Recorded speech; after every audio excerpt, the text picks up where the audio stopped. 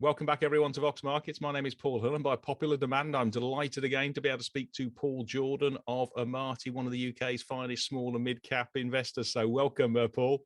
Morning, Paul. Thanks for having me back. Well, we certainly need your expertise here. There's lots of cross currents hitting the markets at the moment, sort of like not least the mini banking crisis. But actually, despite all that, equities have been relatively resilient, in fact, positive out in the States so far this year. What's your sort of outlook for the rest of 2023? Well, it's interesting you say that about equities. I think people often think that the movement of the equity market should be in sync with the movement of the economy, and of course it very rarely is, because it predicts. And the question is always, how far ahead is it predicting? Right now, it's probably predicting maybe a year, 18 months into the future. It's normally predicting 2 years, so maybe it's on 2. When times get really uncertain and when that huge volatility hits the market, the time period shortens, and people only trust what they can kind of feel with their fingertips. But it's probably looking 18, 24 months ahead. So I think the outlook for the economy is in the US and the UK, we're probably going to go into a bit of a recession, I think, by the end of the year. So it's kind of how it's feeling. It's maybe that's not maybe the consensus view, because you see a lot of companies saying, oh, we're going to have a very strong second half and all of that. And maybe they will, but the economy is not going to help hugely in the second half, I don't think. I think it's more likely to slow down a bit. But then, when you think about what the interest rates have just done, it's monumental moves in interest rates, and of course that's going to have a big impact on pretty much everything in business. And so the fact that we've digested that move, and if we rewind 2 years, I was thinking, how on earth is this market ever going to cope with normalization of interest rates back to 4 or 5%? It just felt like an impossibility, and in fact, it's happened. It's been thrust upon us by inflation and actually central bank miscalculations over just printing too much money. And now it looks like we're going to go into a slightly opposite, maybe miscalculation, and that money is going to become quite scarce, and the money supply has been contracting rather than growing, and you need a sort of stable. Ideally, you have a kind of stable growth of money supply every year of sort of 4 or 5%, and that gives you your nominal GDP growth.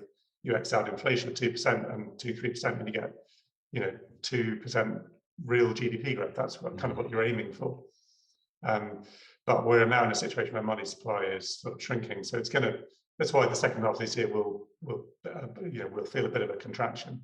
It seems to be that the main driver of growth this year, certainly in Q1 and going into Q2, is the consumer. We're all going out and sort of going on holiday abroad. So are you saying basically that shoe is going to drop in the second half? We've got sort of like higher interest rates will have a leverage on the consumer, and likewise reducing liquidity. You think it's the consumers going to sort of like burn through its savings? Well, that's another question. I'm not especially expert on that. There are economists who focus give a sort of laser focus to that question. The consumer's been actually very resilient given the move in interest rates, and we've been chatting on our desk over the last week about house prices, which everyone was expecting Armageddon, and actually over the past year they're just virtually flat, having gone up and then come back down a bit. But that's a pretty astonishing result for a jump in interest rates of kind of tenfold. So I think it's with the consumer spending. I guess it's also a matter of where is the locus of that spending really going to be. And obviously in the pandemic, it was lots of kind of focused on being at home, all the kind of things you can't do when you're not traveling and not really going on holiday. And now it's switched back to travel and leisure, and those sectors have been rebounding really well, but other areas are suffering. So but the overall pie is going to is coming under some pressure. There's no question about that. But it's also been more resilient than maybe many people thought. Yeah. Well, you also make a really sort of like good distinction between the stock market and with valuations and the actual economy, because we have actually seen an uptick in M&A over the last sort of 6 months. It's been continuous on that, and I guess that's sort of the attraction of sort of UK small and mid caps, with the valuations being at rock bottom levels. So we can be negative on the economy, but the stock market has actually valued that in a lot. That means longer term, if you've got more than 6 months time horizon, you must be sort of like looking at some opportunities, I guess. Yes, I mean, we've been talking for a while about a number of catalysts that will come along to sort of turn this market around. One of them is M&A. Yeah. It's the one that in some ways I like the least, because it means the stock market shrinks every time it gets taken over. And it's already under pressure, and there's, we can have this debate maybe in a minute about what happens to the stock market in the UK given the pressures it's under.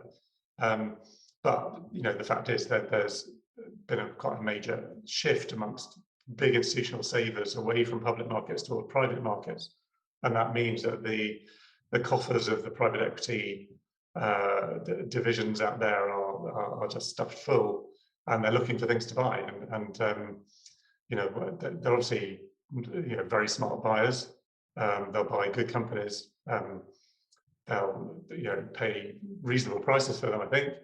But insofar as we lose companies, they'll probably be pretty good ones, and probably not really ones we want to sell. Yeah.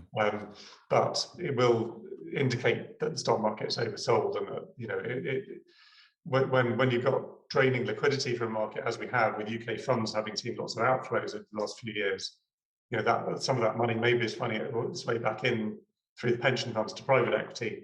They're coming and taking companies off the market, then the pool of capital shrinks, and it comes back into better balance, I guess. And there's more money then goes back into the existing companies. So it does have a kind of positive rating effect on the market when you start to get that M&A. And we've seen some early signs of it. It's a perilous time to be an ARB fund at the moment. I don't know if you know anybody's fund, Paul. But there's been quite a number of high-profile deals that have fallen through. Yeah. Obviously Wood Group just within the last week, and EMIS has been a bit painful with the delay. There've been other international deals that are coming unstuck, and I wouldn't like to be an ARB player. It's never been my game, but even when the deals appear, they're not certain until they really happen. I guess on the sort of the positive side, at least if you've got a good quality company with a sound balance sheet, one, it'll be able to trade through if we go through rockier times, but also if it gets sold off too much, it's put a put under the price because somebody will come and snap it up if it's a good quality business. Now, just on that sort of like the one interesting sort of like recent purchase you've made, I think they did a placing just is Cordel, which I've never come across before, which is an expert in all things AI for the rail industry, and obviously investors may well be aware of the problems out in the States with Amtrak and with some trades derailing and having things on tracks and stuff. Do you want to take us through this one, because I've never come across it before? It's obviously only a small cap company, does 5 or 6 million turnover, but it's got must have a good sort of like outlook. Well, it's an interesting one. It's got it's one we'd never heard of before until they approached us about replacing. When we started looking at it, it's got a kind of curious history. The chairman and kind of founder is somebody we knew from another business that was floated on AIM a long time ago. He's an Australian, and he started this company really to do a sort of digital. It was a digital business.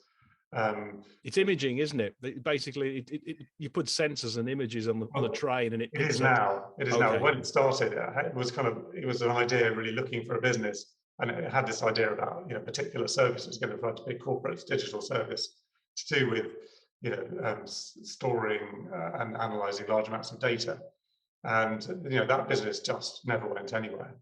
So it was an almost complete failure when it started. It spent several years just wandering around, almost trying to find something that was going to work. And then a couple of years ago, it made this acquisition, which turned it into the business it is now, where it acquired a business which had the capability of putting sensors on the front of trains, capturing all the images along the track, and then analysing them in great detail for whatever problems you want to find.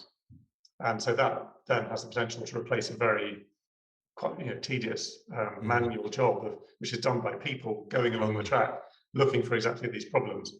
And so you can imagine the efficiencies that this kind of brings to, and it's something that probably computers are better at doing anyway than humans, which will get bored just running along the track looking for, vegetation or some other stuff. There's thousands of miles of track.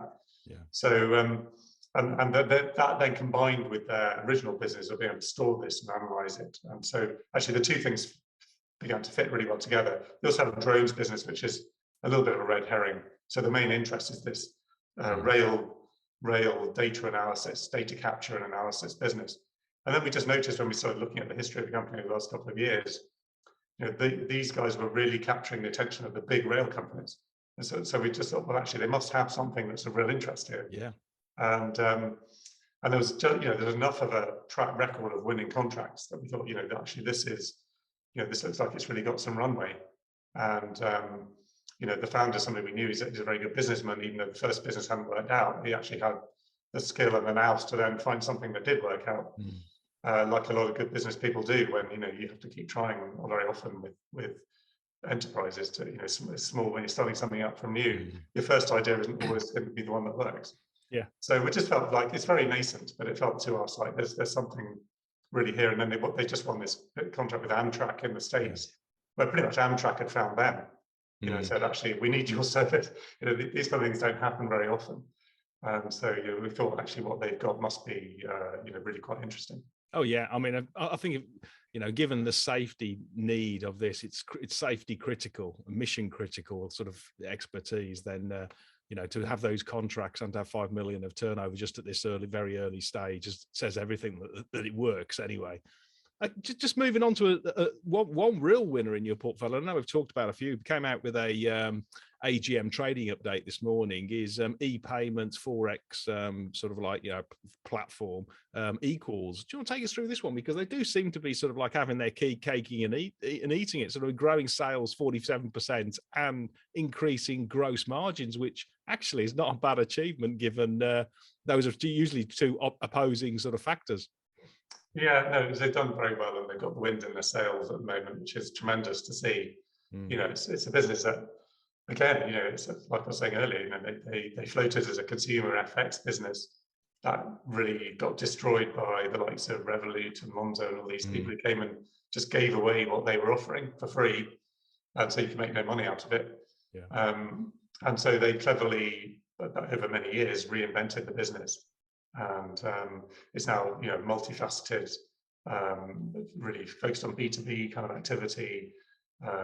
It's it's a relatively complex business. They do a lot of different things, and when you watch their presentations, you'll get an idea of just how they've got this core banking engine, which has all these functions around debit cards they can perform, and they've been extending that and extending it, which creates some barriers to entry.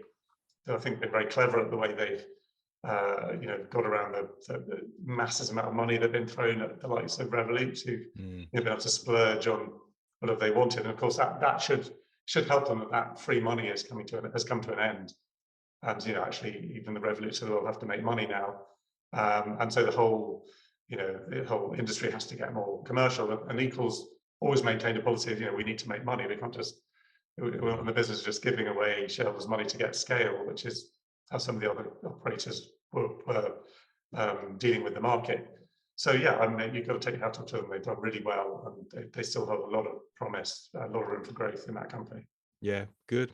Another one in the sort of tech sector that's a bit of a turnaround, actually, that is in cybersecurity is GB Group, which does all things sort of like location and ID identification and verification for purchases and stuff like that. Do you want to take us through this one? Because it's sort of like, it was an M&A target, I think, a couple of years ago, and that fell through, and the shares are sort of trading at just over £3. So what's your thoughts on this one? Yes. I mean, it got bid for in the pandemic, and I don't know the details, but I understand the buyer just couldn't reach an agreement on price with the board and pulled out. And at the time, I think the shareholders were thinking, oh, this business is worth a lot of money. And, it is a global leader in identity verification, fraud detection. These are really kind of big, very important global markets. I think, again, GB Group it's a company that's been under a lot of attack from fintech startups, and lots of capital goes into someone has a great idea. I can do identity verification much cheaper and better. They raise 100 million quid, and they go and give stuff away, and that causes problems for the bigger companies. I think that's really also going to be, that's something of the past now. That sort of free money era, we're well out of it. So actually, the fintech competition reducing takes away one of the maybe bigger concerns about it was, how they're going to keep on having to fend off the startup competition with tons of money and no real commercial purpose. But on the other hand, it turned out, as with many technology companies last year, that they were a bit more cyclical than maybe we in the market thought. And they acquired a company, really bad timing. They really overpaid for a business with very good technology. Good thing they bought, but they paid far too much for it. So that's left debt on the balance sheet. It was dilutive, wasn't clever, and it sort of left them reeling a bit. So we're kind of, with that one, it's a matter of you waiting for the business to kind of get over that indigestion period, refocus the company, get back to growth mode. They had to deal with a big drop off in crypto revenue, and obviously, all this. It's an interesting thing, but I still don't know who it is who spent hundreds of millions on promoting crypto that must be spent on it, because all these adverts that we get assaulted with every day about crypto, less now, they're paid for by somebody. I have no idea who. Well, it was Sam Bankman-Fried, wasn't it? But he's banged up at the moment at home. Yes, and there'll be more of that. I mean, so that whole kind of crypto craze stroke scam has sort of quieted down, and that's that was a big chunk of work for them that's come off. But normally other things then begin to bubble through. So it's just got to find its feet again, and it absolutely could be subject to another bid, obviously at a lower level than it was before. But the shares are so much lower than they were in the pandemic. So that might be the way that one gets resolved. I don't know. Another one in the sort of like the software sector is tinyBuild, which is effectively a games developer and publisher in the UK and stuff. And I was looking at the valuation, and it's trading at sort of like about 7 times PE with cash on the balance sheet. Yes. That just seems wrong price to me, if you believe the estimates. Yes, I mean, what happened with that one? I mean, they are a bunch of real characters in that business. Very interesting people. Very smart. Experienced in the industry. They've got a very quirky sense of humor, which you can tell from the games. Oh, okay. One of my favorite games they came out with was about pigeons. And the kind of caption was, "The pigeons have had enough." And I thought, that's a great line. I want to play that game, but I'm not really a games player. But anyway, they made the mistake really last year of they switched. They felt that they raised all this money at IPO and they needed to do something with it. So they were going to do M&A, and M&A turned out to be too expensive, so they stopped. So they then said, well, okay, what we're going to do is we're going to spend money on our own developments and our own studios, and then about 14 different studios. And so they started playing money into their own developments, but they didn't really tell the market they were going to do that. So then the analysts got a big shock at the end of the year because the cash numbers were way down on where they should have been according to their forecasts. So, and then when a business suddenly loses, the cash disappears, you ask a lot of questions. And I was asking these questions at the end of last year. What's happened to the cash in tinyBuild? And then they say, oh well, they're investing it in games. And then the question is, well, are they going to get any return on it? So, and because they didn't really handle the market expectations well at all, they just got completely clobbered, and they lost confidence, and they lost the confidence of the market. So, and because it was new IPO, when if you're a new IPO and you lose some of your investors, there's not enough buyers, so the shares just get killed. And they got killed to a greater extent, really, than perhaps anybody could have really foreseen. And that leaves them looking just unbelievably cheap, as you say. I think it is one of the easier fixes in the market to fix that share price. They basically they just need to start. They need to reduce their spend. They need to not spend any more on further game. They've obviously got to carry on the spend they had, because when you start developing a game, the worst thing you can do is just to stop it. So they'll see these things through, but they need to bring that back under control and then start cutting their capex. And when the returns come in, pay a dividend, and just normalize what they're doing a bit, because they put their foot down so hard on the accelerator last year, it just scared everybody witless. Okay. They just need to row back on that a bit. They got plenty of resources in the company. Their trading statement last time, or I remember, was it results or trading statement, said they were going to end the year with the same amount of cash they started with. That won't be the case in the first half, I don't think, because the spend will still be quite high. But then these games will start coming out. The cash does come back pretty quickly with these games. And they pointed out there were 3 games they had last year where they spent over $1 million on development. And within the space of that year, so just a few months of release, they've had 1.9 times the amount they spent back. Wow. That was the average number. And of course, that's not the end of it. That's just the first few months. So, critics will say, well, other games companies do better than that. But, 3 is not a very big sample. And, sometimes you can hit lucky and you'll get 20 times your money, but, that's never going to be your average. Yeah. So, I think it is a sensible business. I think it looks very underpriced. It's priced for some kind of disaster, which, of course, disasters can happen, but if they don't have a very difficult job to do to avoid that and to really get this back on track, I don't think. Yeah, if they get recruit a sort of laser-focused CFO, then that'll probably sort of right the ship, I'd have thought. Another one in the sort of the tech sector, Ensilica, which we talked about before, which is a bespoke chip designer, and they really do seem to be going from strength to strength in terms of sort of like growing that top line. Do you want to take us through this one? Because I think they make chips for sort of like industrials and automotive, don't they? Yeah, they do. And there's 2 businesses of this type really that we know in the UK, Sondrel and Ensilica. Yes, Sondrel. Ensilica. Sondrel, when it floated, didn't qualify for VC investment, so we didn't look at that one so much. But these are important companies for the UK. This is a kind of key part of the silicon industry in the UK. We're not going to be big manufacturers of silicon. We just can't really compete on that front. The silicon wafers are really at the forefront of industrial strategy between, in geopolitics now, as you know. Europe's desperate to build some more. Germany's spending, billions and millions on subsidies to get companies to build big plants there. The US is doing even more. This is absolutely required. So we really need to kind of cling on to all the silicon expertise we can in the UK. And these 2 companies are a very significant part of it. But what they do is designing.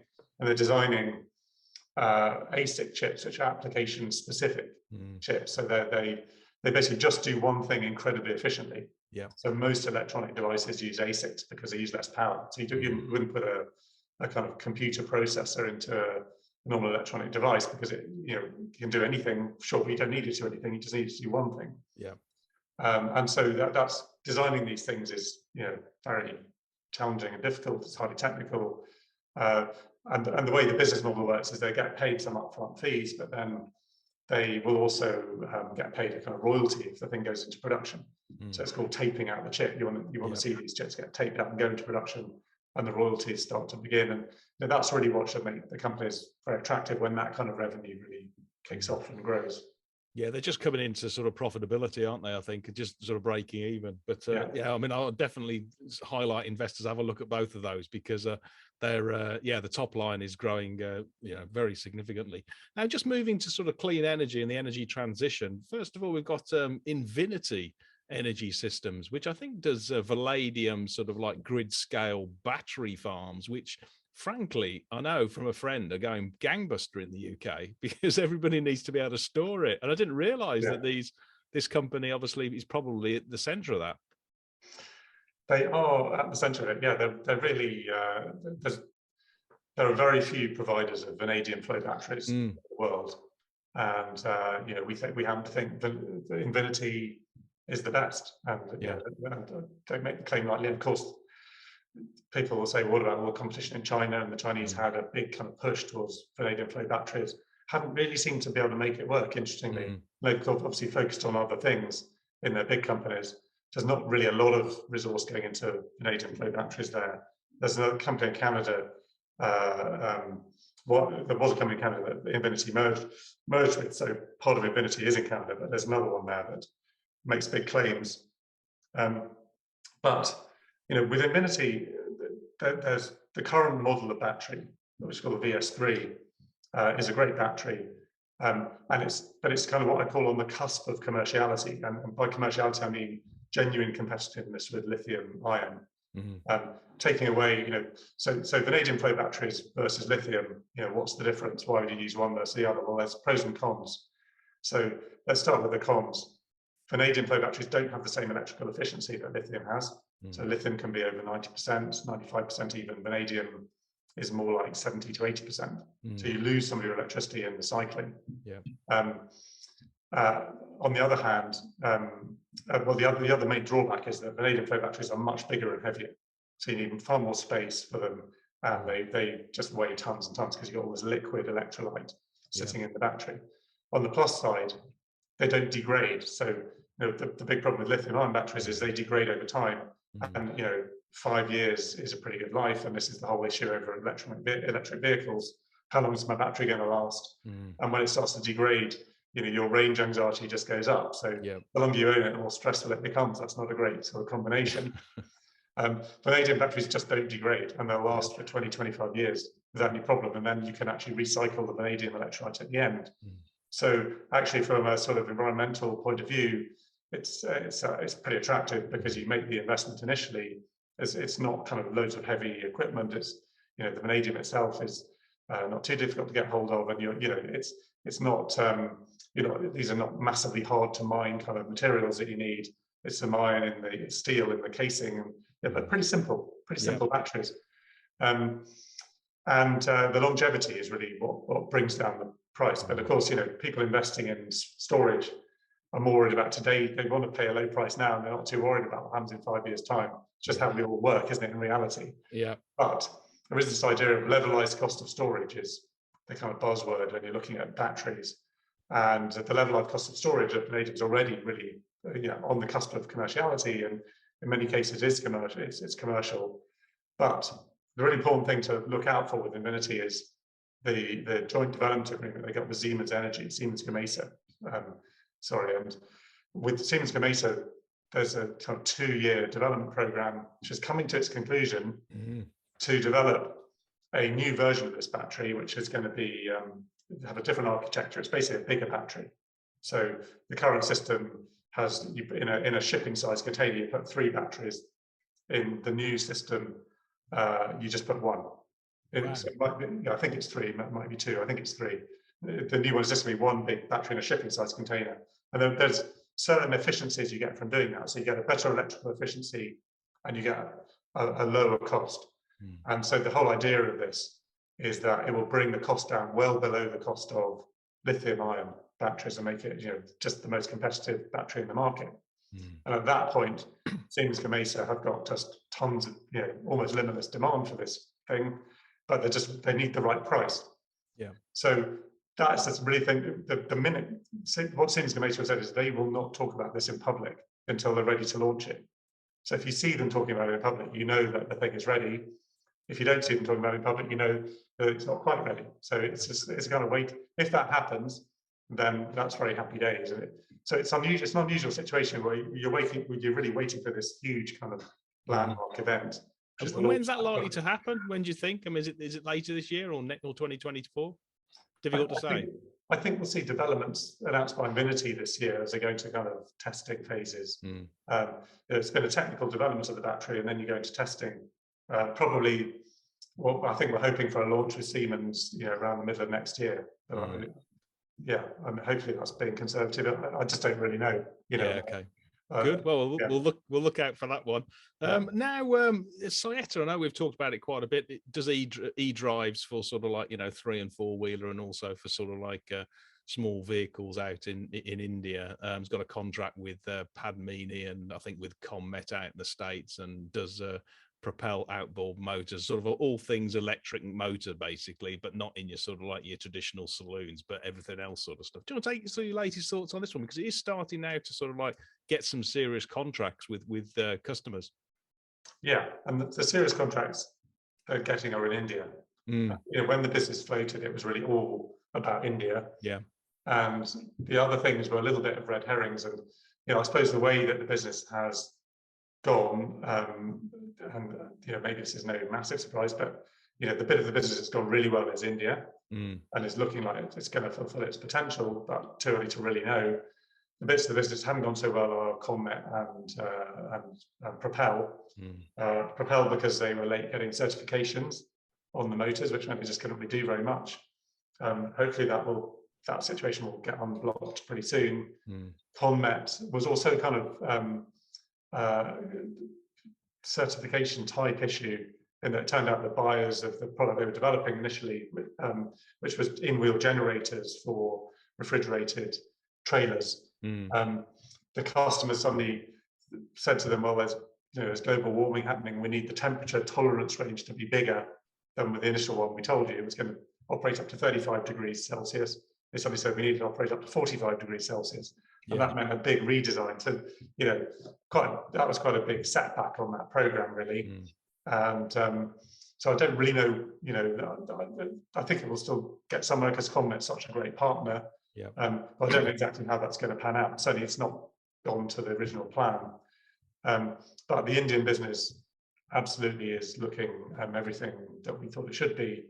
It looks like they've got the best solution for the two-wheel mobility market in India, which is massive, and that's the one that was the idea when this company first came to market. It's the one that uses their new motor design, this sort of pancake type electric motor, axial flux motor, which gives you the best power density of any electric motor, because it has a bigger torque from where the magnets sit to the shaft. And but when they came to market, they only had the motor. Now they've got the whole drivetrain, the inverter and the gearboxes, and the gearboxes come from a third party. They've done a deal with a third party tier 1 gearbox provider. They've got their first contract from one of the top 5 OEMs in India, and they're all massive. We don't know which one it is, but we know it's a big one. And we're kind of waiting for next steps. And I think the big next step is that they've been iterating various ways of automating the manufacture of this motor, because it has a very, I don't know if you've seen it, but it has the design is based around a very complex winding of copper wire inside. Yes. And it's a very particular thing. It's difficult to copy it. And automating that winding is what they're after, and they have automated it, but they're now waiting for the 3rd generation of robot to build this, which will be by far the fastest. And when they get that, and that should be, they should get that over the summer, they'll either put it in Doncaster, where they've got the factory, or they'll ship it straight to India to start scaling up manufacturing there as quickly as they can. And that then you start to sort of what comes into view then is a kind of, the sort of scale of business that we're all sort of looking for from it, where they can start going into high volume manufacturing. And obviously that's not there yet, but you can see how the various steps along that journey are taking place. Yeah, I think 2023 and then the start of 2024 are going to be breakthrough sort of like, years and inflection points for the actual business to really drive it from being sort of like promising to really sort of into the commercial arena, isn't it? Now just turning to sectors, into healthcare, we've got Maxcyte, which was again a darling in the lockdowns, but has been, and I think it's done really well. It's basically a picks and shovels play on gene therapy. It's got a patented process, electropolarization or something like that. It basically allows the relevant part of a cell to move into another cell, or the gene therapy, and then it flips out sort of stuff. So do you want to take us through this one, because it's come down a considerable amount? It has, yes. I mean, it's slightly curious. It's obviously it's listed on NASDAQ as well as in the UK. One of the strange things about it is they just raised a vast amount of money when they listed on NASDAQ. It was really not obvious what they needed it for. So they're kind of sitting on $200 million or something. And the slight danger with it is they just think they should spend it. So one thing I'm not too pleased with that is just they've raised their cost base much more than it looks like they should have done. Right. And they can afford to because they got all this cash, but I don't think that's great. So we need to have that conversation with them, really. Yeah. But and they just missed they've lowered their guidance for the year, and that's really what that's indicating is that there is the ending of the free money era of 21, 22 means that the biotechnology industry is shrinking rapidly, and a lot of their customers were biotechnology companies developing new products using their devices. So it's not surprising in the way that revenue growth has been shrinking a bit. I think the longer term drivers with it are already all about getting their products needing to get to market, so they get developed using their product. The customers buy a commercial license, which they pay annually for, about $250,000 for a commercial license. But the real kind of payback is if one of those gets to market, then they get a royalty. And that royalty business is what should become very valuable for Maxcyte in the longer run. So that's kind of the thing to kind of keep an eye on with that business. Yeah, well, as I say, if you can continue developing the actual product and staying ahead of the game, then that's great. But on a reasonable cost basis, you've got a mountain of cash and it doesn't run out, I guess, is probably the trick. That'd be unforgivable if they ever run out. $200 million. I know, you're right. Another one is Intelligent Ultrasound, which I think is an expert in ultrasound market. I was just trying to find out what it was, and it has a contract with AI and also has a contract with GE Healthcare, and likewise it's just training simulators. And do you want to take us through your latest thoughts on this one, because it sort of like rallied quite well actually over the last sort of 6 months? Yeah, remarkably. I mean, the shares sort of doubled in the space of not having fallen. So they just come back to, it's a company that's just making good, solid progress and doing what it said it was going to do. As always, these things take a bit longer and cost more money than they thought. So they've come back to market a couple of times in the last 2 years, but always with a sensible plan. And they are big in the market for training simulators, nurses to use ultrasound equipment. But the interesting part of the business is about applying machine learning to the image recognition, so that when somebody's doing an ultrasound scan, the machine will say, well, actually, you need to refer this patient for this diagnosis, or it'll start to interpret the images for the user. And then they're building different applications for different kind of conditions. And GE are the natural vendor of that. And it's what's pleasing about it is GE, seem to be living up to their side of the bargain. And so it's one that we should start to see really meaningful growth from the GE business, which is still a small part of their business, but should really grow into something significant in the next couple of years. Yeah, I think they're number one in the world as well for ultrasound imaging. So they've certainly gone with a good partner, that's for sure. And then the final one in the medical is Creo Medical, which does electrosurgical devices. And it seems to have a contract with Intuitive Surgical, which I think is the Da Vinci machines, which are the biggest robot producer in the world. So this is how you've got a minnow on AIM with a contract with such a giant is you got to tip your hat, I guess. Yes, I mean, Creo has been a bit of a nightmare for investors because almost everybody, including us, have lost money in it. But they've got a whole set of surgical tools which are probably amongst the most important innovations in surgery in the last decade. And so they've got globally significant products, and they continually made. The last time I met them, I was just amazed how they miniaturized them all to one more degree than they're already as small as you could ever imagine a surgical tool could be, but it just got a whole lot smaller.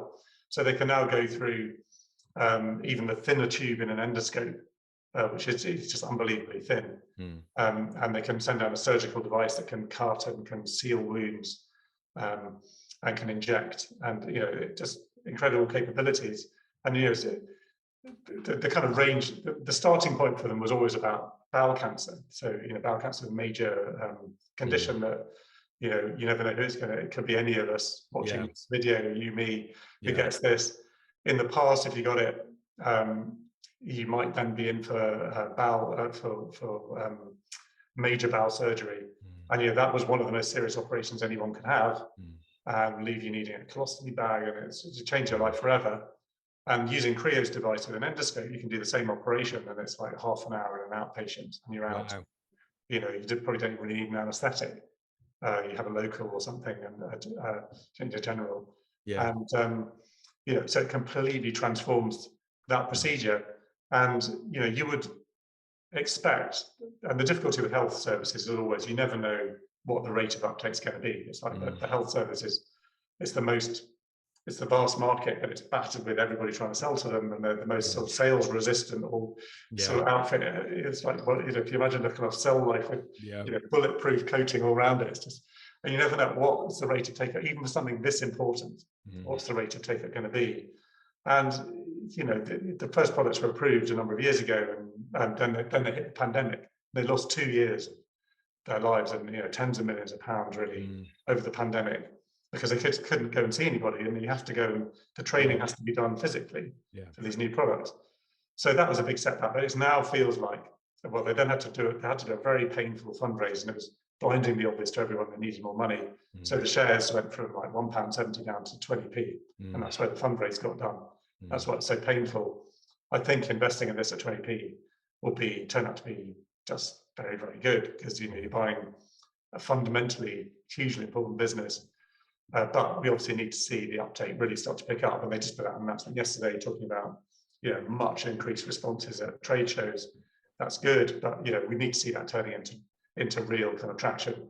And but hopefully by the time, well, every day somebody needs this operation, but I'm hoping that by the time the next generation of people going to hospital need these kind of operations, they can have Creo's devices. It's lung cancer as well, got completely novel. They can treat pancreatic cancer for the first time ever, pretty much. Wow. So really, really important technology, which will, actually, in terms of cutting the NHS waiting lists, hard to imagine a more important device, because you imagine the difference in doing one of the most serious operations you can do and having a patient that's in hospital for weeks, turning that into an outpatient procedure is pretty major. And so I'm hoping to see a much increased take-up rate now in the kind of core business of Creo. Yeah, no, I'd agree. I actually did speak to another fund manager, who a really smart guy, who's also into Creo Medical as well, because of the opportunity.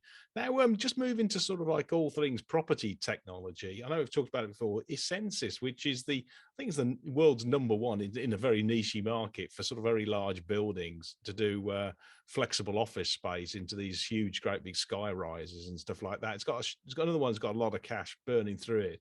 What's your sort of latest on this one, and in terms of particularly get the path to profitability?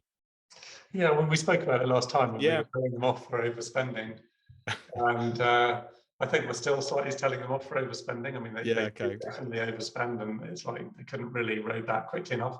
They have implemented or implementing a cost-cutting plan. Yeah, they did it too late, frankly, but they now have a plan to reach profitability, and to do so with net cash. So they just got to deliver it, and it's if you look at it on an EV to sales basis, it's extraordinarily cheap. Yeah. But they just need to deliver the plan, to require some patience, that one. Yeah, no, I would agree. Let's another one, wait and see. What again in the sort of technology area, in sort of like testing and simulation, is AB Dynamics, which is really a top-notch UK, sort of like tech firm. For sort of like, vehicles, whether it's autonomous or electric or just normal vehicles, track and safety and stuff like that. Do you want to take us through this one? Because, I mean, if that ever falls down, I'm sure somebody's going to be buying that one. That's for sure. Seems like a perfect M&A target. Yeah, it's interesting. Yes, and it's it's one of the real kind of British engineering success stories. Yeah. Founded by Anthony Best, which is where the AB comes from. Oh, okay. He's retired from the business now. I mean, floated at, looking it up the other day, floated at something like 86p. And wow. with a floated with a nomad who was not a broker. So it's quite a kind of niche flotation. Yeah. And but it's been a fantastic company to be invested in, which is highly rated. Yes. They have got really good new markets to sell into, and hence the optimism about the business. We think it's deserved its success. They built a big new factory a few years ago, and they executed that very well. The EV, the story is a lot about EVs and all the testing that was going to be required for electric vehicles. I suppose, I don't know what one feels about electric cars in the UK. I think there's massive enthusiasm for them, but it's waned a little bit in the last few years, because there's also a lot of criticism of some of the problems of electric vehicles. So, the rate at which the testing opportunity proliferates, I'm not sure. But this is a global business. They are testing all kinds of new vehicles. They want to get into the market for autonomous vehicles. They're looking at a number of different markets around autonomous vehicles. So it seems to be new opportunities opening up for them. Yeah. You know, it's established a really good global niche for itself. And it's a you know, really good success story. Yeah, and I guess it's not just in transport; it will also be in off highway mining and you know, other applications, defence, Exactly. all that kind of stuff. Another one which is again is really one which is really quite quiet is water intelligence, which does sort of like leak detection, particularly out in the States. And it came across the sort of like the radar screen only last month when it put a positive trading update out. Do you want to take us through this one, because it seems a pretty defensive sort of like business, reasonably well geared and relatively well priced? Yeah, it's been a classic kind of compounding growth story. Yeah, that just has kept on delivering. You know, got very, very highly rated a couple of years ago. Yeah, probably a bit overly so. It's now come back, probably a bit overly so. Yeah, just keeping on delivering its growth, and you know, it's the guy who runs it, Pat, is very smart. D'Souza, isn't it? D'Souza. He's done a very good job. He recognised the opportunity of it's a franchise, classic franchise of business. But where franchisees start to underperform or where they want to retire, they buy them in. So they spent the last few years buying up the franchises, building up their own corporate book of business, doing lots of central marketing, doing deals with insurance companies for leak detection, improving the equipment and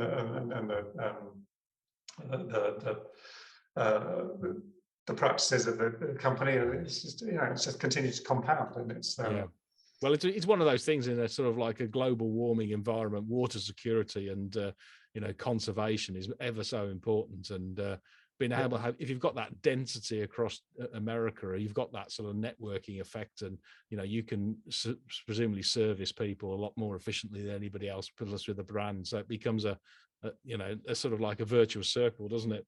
But yeah, no, I strongly recommend people have a good look at that one. Now, another one at the end, another end of the valuation spectrum, which has been all thrown out with everything else in the building products, and we talked about sort of the housing market or prices stabilising, is Brickability, which I frankly could not believe is currently trades on about a 6 times PE multiple. Yes. Yes. I mean, it just looks, again, they just look mispriced to me in terms of, you know, particularly if you're looking at sort of RMI type markets, whereby you've got a more greater visibility. And if the house builders and new build guys still sort of like, you know, want to actually construct it because of the more efficient homes, you know, energy efficient homes. What's your view on that, on Brickability and that sort of sector? No, I mean, yeah, we kind of completely agree with you on that front, really. Yeah, it's not the one I do the research on that to company, but you know, I guess it was hit by the Marshall's profit warning. Oh, of course. Maybe people worry about the read through from that. Hopefully, that won't prove to be an accurate worry. But you know, anything in the housing market, people are just more inclined to worry than not right now. And you know, but yes, it's a strong company. It's looking very compelling valuation wise. You know, they continue to make acquisitions, very well run. So yeah, it looks like a bit of an anomaly. Yeah, well, there's plenty of them, isn't there, at the moment? Yeah. Another one in the consumer space, which actually seems to be bucking the trend, because we've had sort of like profit warning from ASOS and from Boohoo, but this one is Sosandar, which is, I think, sort of like targets online fashion through its online site, but also through sort of like, you know, physical stores with major brands. It's Sosandar, and it sort of like, you know, does for well, not elderly women, but sort of like middle-aged women. Do you want to take us through the latest on this one, because they do seem to be flying? Actually, they're one of the sort of like the few success stories in online apparel. Yes, I mean, I remember probably about a year before we've got small investments in this from the VC, and I remember about a year before we invested, I met them at one of the share shows in London. I was doing a talk at, and I met them, and I just thought I was quite impressed by the two founders. You know, the fashion businesses are very based around founders. It's inevitable, and they're just, you know, they've really stuck with it. They just carried on with great determination. It's a difficult industry, as everybody knows. There's no pretending that this is, you know, this is just an easy thing to be in. You've got to really kind of graft and get everything right. They benefited in some ways in the pandemic, and they were able to sell online. But really, I think the key to their growth has been getting in with some of the bigger distributors. and you know, I think it's Next and Sainsbury's and becoming a bigger company, you know, promote them in stores. So it's not just an online business any longer, and so it's both online and offline. And I think it's got a good story to it. You know, two founders have been in the fashion industry for decades, you know, long time, 20 years, both of them writing about fashion, had some frustrations, thought we can do better, we can design women's clothes, you know, designed by women for women, and just, you know, identifying the things where there were frustrations and then correcting them and coming up with an alternative. Because they're designing their own clothes, it gives them a good margin. That's very important. They're not just selling other people's designs. And so, you know, it's not just a retailer, it's a designer. And that's a very important distinction. Okay. Which I remember once having that conversation with Ray Kelvin at Ted Baker, and I described him as a retailer. Said, we're not a retailer. We're a designer and brand owner. We do everything, you know, and that's why the margins are 60%. Yeah, okay. And you know, so your survivability is is much greater when you've got that kind of margin. But you know, tough business, and they're one of the success stories. They're still a tiny drop in the ocean of UK retail sale, women's retail sales. So you know, there's plenty of room for growth, and they just have to keep on doing what they've been doing as well as they have. Yeah. And, all they need is a celebrity to endorse their product and their brand, then they'll be well away, I think, on the international stage. Another one which is sort of like, I think, is it listed? I think, well, listed a few years ago, is Moonpig, which is obviously the online sort of card or tailored, customized card retailer. Plus, it does gifting. And I think it's based in obviously the UK and in Holland. Do you want to take us through later on this one, because it's on a PE of about 12, I think, but actually does have quite a bit of debt now, actually. It must have been an acquisition. It was an acquisition, yes. So we didn't buy this one at IPO, and we looked at it when the shares had kind of collapsed, and we just started to think, you know, actually, is there an opportunity here? And yes, it had debt, and you kind of say, well, actually, this is quite a painful time to have debt. And they probably paid a bit more for the acquisition than they could have done if they waited. But on the other hand, you know, the acquisition brought gifts to them, so they have this online card business. Adding on gifts just seems to make a lot of sense. Yeah, I don't know. You know, the question remains: to what degree can they really get the synergies between the two? So, if you go onto their website to buy a card, will you also buy flowers or champagne? And you know, I think I think there has to be a good chance you would. Yeah. And the convenience factor is great. You know, we had a bit of a debate with them about, to what degree will people just use the pure, if you get a purely online card that's where it's printed, does that feel the same as if somebody's actually signed it? And you know, I think most people say, well, maybe no, it doesn't. But what if it's signed electronically and then that signature is printed? So your real signature is printed, which you can do with them, and you can do all kinds of, you know, real personalization of the card, which you can never actually do if you just buy one in a shop. And you know, I don't know about you, but if I buy a card in a shop, I normally just buy a picture because I hate all the words. I want to write the words myself. I don't want somebody writing sort of sugary nonsense on my behalf. But actually, with them, you can write the card yourself and they'll print it. So you know, there's a whole load of, they created possibilities in the card market that actually weren't really there before. So to what degree does that propel the business? Look, it seems to not be the disaster the market was sort of thinking it was going to be. Yeah. And you know, I think it's a good innovative business that has a reasonable growth rate to it, whereas the market was just spinning it as if it was going to be you know, just going to blow up somehow. And you know, I think it's going to, obviously needs to pay down its debt, and that's the key. And so they need to carry on growing. You know, if they come out with half decent results, I think there's a lot of upside to it. Yeah. It's certainly not risk-free because we're in a tough consumer market, and you know, there's lots of competition. It's you know, anything like that, it's never a slam dunk. But I think they're the biggest in their market. Yeah. WH Smith's own the sort of the other main brand, Funky Pigeon, I think it's called. That's right. Yeah. And there'll be other ones that come up, as you know, I'm starting to see adverts for other kind of other offerings. But you know, I think they're still the dominant player, and they probably invested the most in it.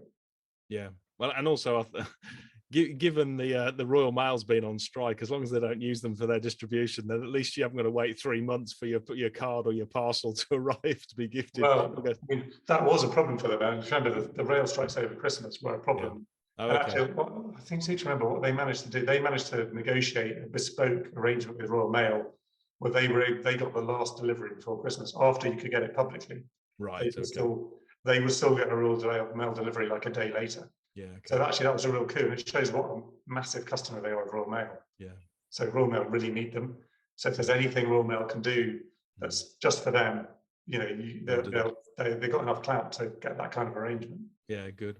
And then just finally, I guess it's a counter-cyclical pay, which came out with a decent trading update, is FRP Advisory, which does sort of like insolvency and also corporate finance and stuff like that. It still seems to be doing pretty well in a tough environment. In fact, if anything, it might do very well in a really tough environment if there's a lot of sort of liquidations and administrations on the corporate side towards the back end of this year. Yes, I mean, you know, this one and Baker's Trainer are the two. Yes, that's right. On the market. We actually have holdings in both of them, and they're obviously good businesses in their own right, and they're not just insolvency practitioners. They do advisory work in different ways, and Baker's has a few other kind of consultancy type businesses. But they are in some ways sort of put options on the market. So if things really do, if times get tougher, then actually their businesses accelerate. And in any case, even setting all of that aside, there's been a real kind of dip in the number of administrations and insolvencies in the UK, as a result of the pandemic, ironically, because all the government support came in, the banks had to give forbearance all over the place. So there's really a lot of companies out there which need to kind of get cleaned up and go through some kind of process. So, actually, we're expecting both of those companies to accelerate quite a bit later this year. Yeah, and it's got a big chunk of cash on this balance sheet. So if it needs to invest in insolvency cases, then it can do that easily. It's probably the go-to provider, which is fabulous. Well, thanks very much, Paul. Now, if investors want to actually put some money into the sort of Amati funds, where best to do that? How was it sort of like IFA, or was it contact Amati itself? Well, we have a very publicly available UK Small Companies Fund. It's called Amati UK Listed Smaller Companies Fund. Yep. And that's available, should be on any platform that you might invest in, ISAs, pensions, whatever. So we try to have a product that's really for the general UK saver. Yeah. And obviously it's for long-term savings. We always say to people it's for kind of 5-year investments. You can never tell where the market's going to go short-term, and all of that usual risk. Okay. We have a VCT, which is a very sort of specialist product. We're not doing a fundraising in that at the moment, but may do one towards the end of the tax year. I don't know, maybe next tax year. And we also have we run inheritance tax portfolios, but that's an advice-led product because it requires kind of signing off for suitability under the FCA regulations. So that one does go through advisors. The main, our Small Companies Fund is on every investment platform. Brilliant. Okay, well, thanks very much again, Paul, and look forward in touching base in 6 months' time. We'll wait and see, but hopefully the market might be higher, even if the economy is a bit softer. Let's hope. Thank you very much, Paul. Great to see you. Thanks. Thanks. Bye.